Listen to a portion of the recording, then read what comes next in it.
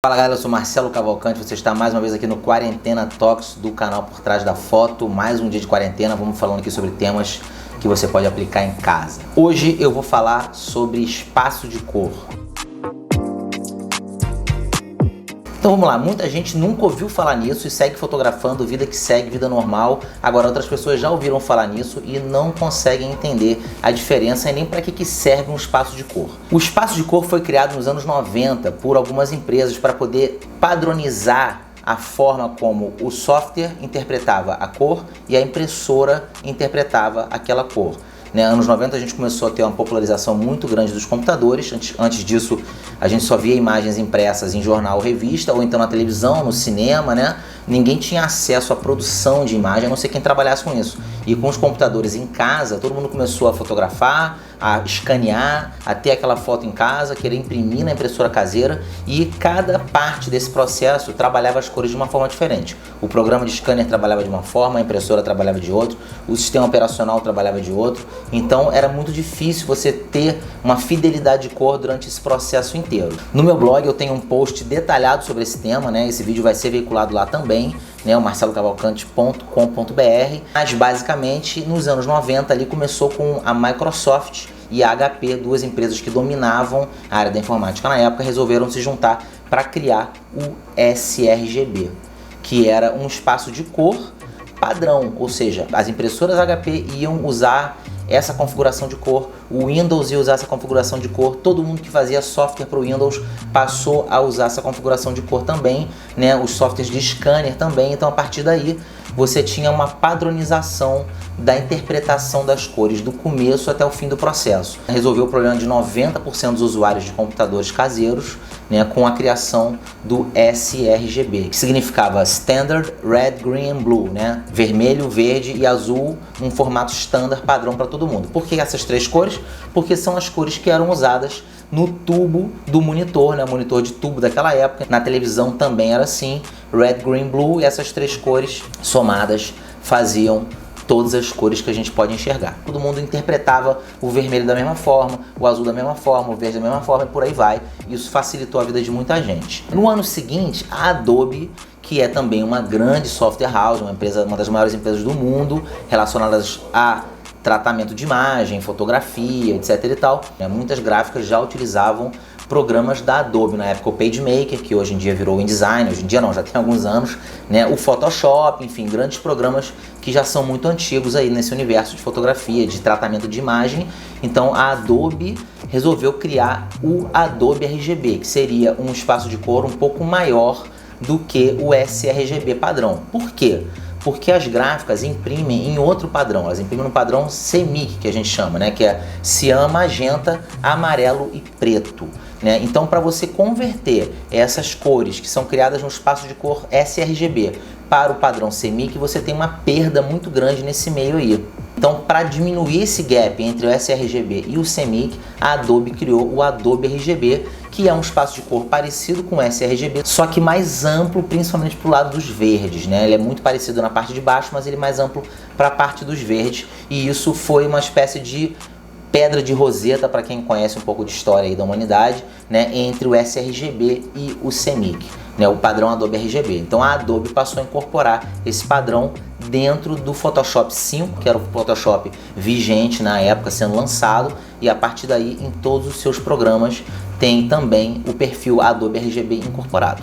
Avançando a história um pouquinho mais para frente, em 2003 ali já a fotografia digital já virando uma grande realidade no meio, Enfim, no começo ainda estava uma coisa meio, será que vai vingar, será que não? Mas a partir dos anos 2000 ela realmente começou a acelerar. A Kodak, que é uma fabricante que demorou muito para se movimentar dentro do universo digital, lançou o Profoto RGB. Por quê? O Profoto RGB seria um outro padrão de cor, ainda mais abrangente, pegando praticamente todo o espectro, muito do espectro que o olho humano enxerga, e até cores que não existem, Isso é uma coisa meio abstrata até, mas o padrão Profoto RGB ele sai até do espectro de cores que é considerado o espectro que o ser humano enxerga, Para quê? Para fazer com que as fotos digitais tivessem uma proximidade máximo possível com o filme Ektachrome, que era um filme famoso da Kodak na época, um filme de slide, porque ele tinha cores muito vivas.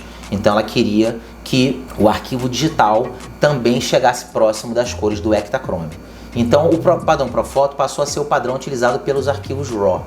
Ou seja, quando você fotografa em RAW, você está fotografando com esse padrão aberto, digamos assim, que é o padrão Profoto.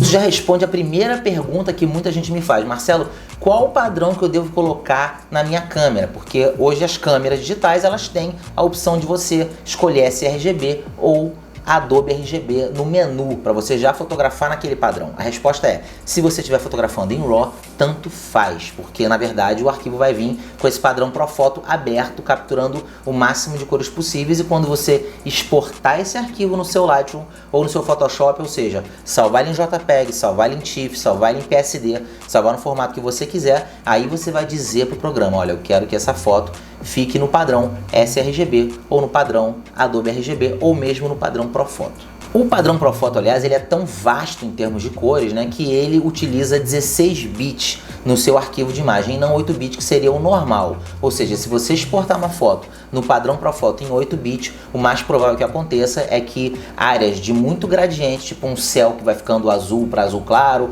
ou um céu alaranjado para vermelho, enfim, você pode ter o que a gente chama de banding, né, ou banding, que são marcas, né, naquele céu que vai marcando ali, você acaba conseguindo ver a diferença de um tom de azul para o outro, porque ele vai dando umas marcações, porque está faltando informação de cor ali. Então se você for exportar em Profoto, exporte sempre em 16 bits, para poder justamente manter toda essa fidelidade de cor que o Profoto te dá. Agora, tudo isso só é possível, né, você trabalhar em Profoto, trabalhar em Adobe RGB, se por exemplo o monitor que você usa tiver suporte a esses perfis, ou a impressora que for imprimir o seu trabalho, as suas fotos, né, o impressor que for fazer, ou a sua impressora em casa, também interprete esses padrões de cor, porque o normal ainda é o sRGB. A maioria dos monitores usa sRGB, a maioria das impressoras usa sRGB, então se você quer trabalhar com esses outros padrões, você tem que ter como enxergá-los, né? O sRGB é o padrão meio que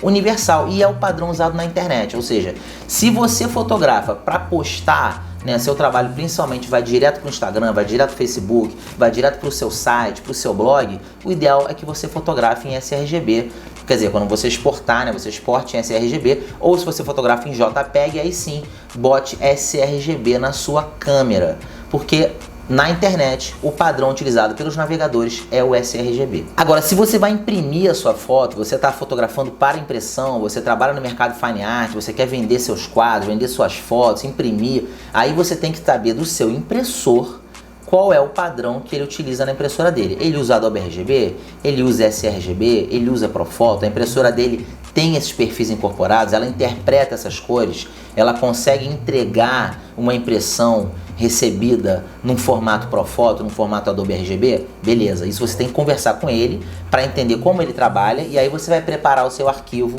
para o padrão correto, Adobe RGB, Profoto, sRGB, enviar para ele poder fazer a impressão. Ou se você tem uma impressora, você precisa entender como é que essa impressora interpreta esses padrões de cor. Senão não adianta nada você querer fazer Profoto 16 bits, não sei quantas milhões de cores, e na verdade o impressor lá na outra ponta vai imprimir em sRGB de qualquer forma. Então, para resumir esse vídeo, eu sei que tem muita informação condensada aí, o interessante é assistir 2 ou 3 vezes aí para poder entender tudo que eu falei, mas condensando tudo é o seguinte: não sabe o que está fazendo? Continua fotografando em sRGB. A internet interpreta em sRGB. Vai imprimir? Conversa com seu impressor para entender qual é o formato, né, qual é o padrão de cor que ele usa na impressão. Quer fotografar em RAW? Não importa o que você marcar na sua câmera, você está fotografando num padrão aberto, Profoto. Esse padrão vai ser interpretado pelo seu Lightroom, pelo seu Photoshop, e quando você exportar essa foto, você define na exportação se você quer Adobe RGB ou sRGB, dependendo de para onde essa foto vai. É isso aí, galera, espero que tenha gostado, vídeo curto, objetivo, pra gente continuar na quarentena aí, trabalhando a nossa cabeça, todo mundo são, todo mundo em casa, mas aprendendo sempre um pouquinho mais. Valeu!